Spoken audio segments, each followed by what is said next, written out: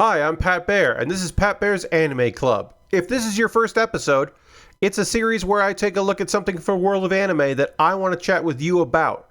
It could be a deep dive into a subgenre, an explanation of a term, a chance for me to rant about things that I love or hate about anime, or the current state of anime, something like that.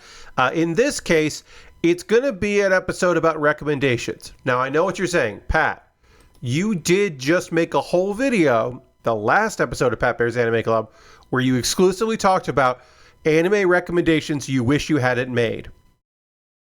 And you're right, I did do that.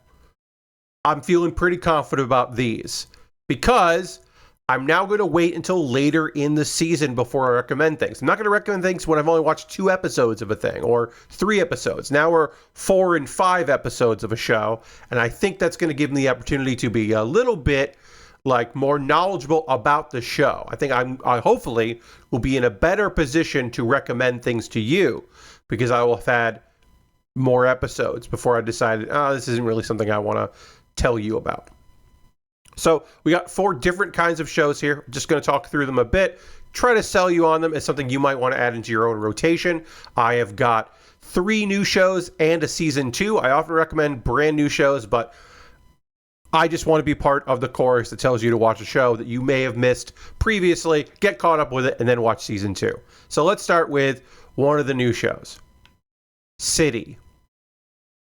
Yes, get Amazon Prime. You need Amazon Prime if you want to see City the animation. You just get Amazon Prime. I'm sorry that you need to get it. Wait until the series is all out so that you can marathon through it. Do whatever you need to do it. Watch this show. It's so funny. It's unbelievably bizarre. It feels like a manga come to life, not an anime adaptation of a manga. It just feels like this incredibly detailed and just sporadic, really funny show. And it's it's essentially about 3 girls that are going to college, that are friends, that live together, and they're hanging out. But you may have heard this before, but it legitimately is serious here. The city is a character. The city is like a breathing, living thing where weirdness happens. There are reoccurring characters that are there for we're following this sad tale of the story of this mangaka who is having trouble, and we're looking at this restaurant that people eat in, and this family-run restaurant, and the highs and lows of that, the neighborhood kids that interact with these other neighborhood kids, the high school kids that have these unbelievably dramatic moments with one another that are then undercut beautifully with a comedic punchline. It's just so funny and so weird. And everyone involved with it is giving it their all. I love this show.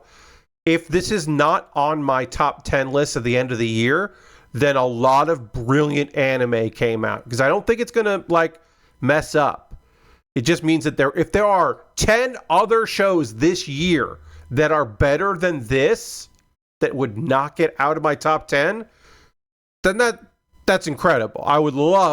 Maybe I would love for that to happen. I don't know. But City is so good. It comes with my highest recommendation. It's so hard to, talk about because it's so visually... It's just a lot of gags. It's just so funny. Please watch it. The Water Magician has its moments of levity, but it's much more of a chill experience. It's an isekai, and I know for some people that is a deal breaker. I got you. I hear you. But The Water Magician is a slow burn. Yes, within a couple episodes, we are setting up the world that our character is in, but it is a slow build of what he is capable of. He is undeniably incredibly powerful, but also he's not looking to take over the world. He's just looking to be strong and survive and protect himself. There are episodes with very little fight. Some of it's because he's just overpowered and can take care of it. And sometimes because he's in the library or he's interacting with other newbies. Even though he's very strong, he's still a newbie adventurer. Or he's just flirting with an elf. There's a big chunk of an episode, recent episode, where he's just flirting with an elf. Just like they're both interested in the same kind of stuff. And he's having a good time with that. Yes, there are Akuma, there are demons out there, and he is probably going to have to kill a demon at some point fairly soon. But like, I don't know. He's got other things on his plate. It's so great. It is, the world building, I think, is phenomenal. You know why he's there, why he's being reincarnated and isekai'd, but you're not really sure what's going to happen as it goes along. Highly recommend this one if you're looking for something a little more slow paced. If you want your overpowered main character, there's no harem in sight. I'll say that. Like I said, there is the elf, but like, there ain't a gaggle of ladies following him around. That could happen, and in which case I will rescind that part of the recommendation, but it's pretty solid. Dan is in its second season. If you did not see the first season, please watch the first season. This is my appeal to you to watch Dan Season 1. While it is top heavy and bottom heavy with trauma, and is a tough recommendation because of that, overall the series is phenomenal. And Season 2 picks up where Season 1 left off, which is not making light of trauma, but engaging in it and delving into some traumatic moments. So that does make it a little harder to sell than other things. Still an incredibly expressive show, visually stunning. The character designs are just pop off the screen. And yeah, is the second season song as good as the first season? No, it's not. It's not as good. Is it still good? You're right. Yes, damn right it is. It's very good. It's just not as good as it could be. You know what I mean? You know what I mean when I say that. Dan. Still caveats. Still, please check it out. Spoil yourself if you want to take a look at... if you were worried about the opening stuff and the closing stuff of the first season, and you want to go read, some descriptions and then go, oh, okay, that's not for me, or I probably figure this out. Please do that, but check it out, because I think Dan is still really fun. It is about aliens and yokai, and also just being in over your head, and making a friendship and possibly a relationship with someone that you consider out of your league, and all of the high school drama that goes along with that. And a cool grandma. A lot to like about that show. And my fourth recommendation, very different. All of these, I think, are pretty different from one another, because while Cultural Exchange with a Game Center Girl is a comedy, it's a romantic comedy, whereas City is just a nonstop goof time. This one is more sweet. It's more saccharine. Cultural Exchange with a Game Center Girl is about a British girl who's in Japan. And she's in over her head about being in Japan, but she likes games and she likes claw machines, and there's a worker at the game center that is just trying very hard to be a bit of an older brother, a little bit of a lookout for this person. And there's just a lot of miscommunications. That's the whole thing here. There's a lot of miscommunications and misunderstandings about language with the language barrier. I will tell you, if you're watching this video, you are most likely an English speaker. Maybe you're just here for the vibes. Most likely, English is your first or second language. Our main character is British, and she speaks slow English with a British accent in the show, so that people following along can understand what she's trying to say. And then the guy is trying to understand what she's saying, because he doesn't really speak English at all, and she doesn't speak Japanese, so they're struggling. I will tell you, to this show's credit, our main character speaks English. The voice actor speaks English. And that's huge. She is not phonetically saying English words. She is speaking slowly for the audience, the TV audience, which who may or may not know English, but certainly know Japanese. But she is not a Japanese-born Japanese person who maybe has some knowledge of English or no knowledge of English, just trying it out. Now, is she British? No. She was born in the US and moved to Japan.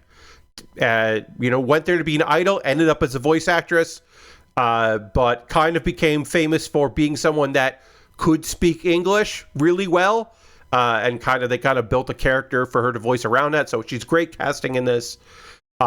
Is she doing a British accent that is serviceable? Yes. Is it great? Not really. But the most important thing is, if you are watching this, you are not struggling to understand what she's saying, which I think is can be a deal breaker. We've definitely experienced that plenty of times. I mean, some of my favorite shows have a character that's supposed to be, grew up in Germany and is speaking English, but not speaking German. And you're like, none of this is right. Or, oh yeah, this character is from America. And then they start talking and you're like, that's a Japanese person. And yes, there are people born in America who are, the children of Japanese folks raised in a Japanese household in America, and they have a strong accent. But that's different from someone who is phonetically saying English words, and no one is there to go, that's not that's not right. This show gets that correct. At the very minimum, it does. And then also it's just a cute story about like fun characters, and you get that whole thing of like, we don't have the license to any of these like things, so we're gonna have our version of these like pop culture items, and it's just cute and fun, and you deserve cute and fun. You do. If no one said that to you in a while, no one said that to you today, you deserve a good time. You should watch a fun, cute show like Culture Exchange with a Game Center Girl, or a action-packed, devastating show like Dan to Dan, a slow burn but with plenty of action in its moments, Water Magician, or another zany, weird show that just goes, that you marvel at, like City. You deserve good things, and I hope you'll check out at least one or two of the shows I recommended. And in the comments below, I'd like to hear from you. What are you watching this season? What's your killer show? Are you going to tell me about new Panty and Stocking with Garter Belt, which almost made my recommendation list, but is like a little bit more of a hard sell? Let me know. You watching Lord of Mysteries, a show I've got to get back to. I got to keep watching that.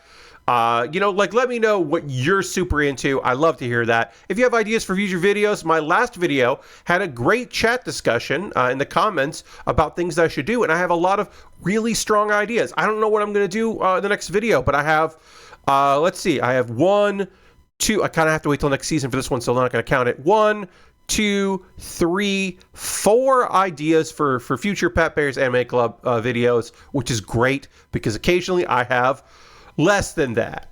So it's good to have that. And then eventually I do have to do my part 2 of worst reveals, because this season we are getting one. The reason I wanted to do that part of the series anyway, is this season we are getting a show that has a reveal that I can't believe is the thing they chose to do. So I'm so excited for people to find out about that. Thanks for watching this video. Like I said, I'd love to hear from you. This is a little shorter than some of my videos because, I don't want to spoil these shows. I just want to give you a sneak peek as to like why I'm enjoying them, and maybe like tease you out to like get you to check them out. But yeah, I hope to hear from you in the comments, and please check out another video from Pat Baer's Anime Club. Another recommendation from a previous season, or I don't know, one of my hey, I recommend, if you want to look up some of my weird manga videos, those are some of my favorite episodes of Pat Baer's Anime Club, where I get to talk about weird manga premises. I gotta do another one of those videos. It's been a while. Thanks so much for watching this one. I'll see you soon. Bye-bye.